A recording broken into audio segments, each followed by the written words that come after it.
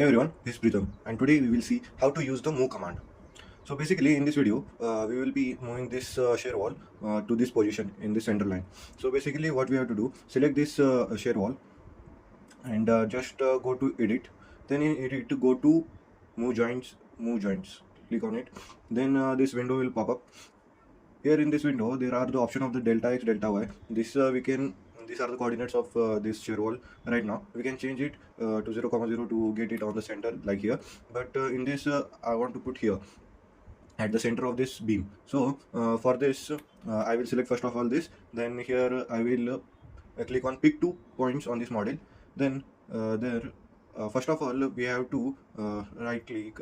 First of all, we have to get the option of this center line and all that.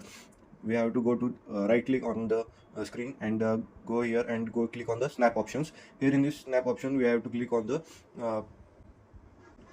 click all, select all, and apply and okay. Once again click on this and select this shear wall, then go to edit, then go to move joints. Here in this move joint, there is option of the pick 2 points on the model, and here in this I will select the center point of this shear wall, and I will click on this center point of this beam, and here I will click on apply. As you see, this center line has been this shear wall has been moved to this point.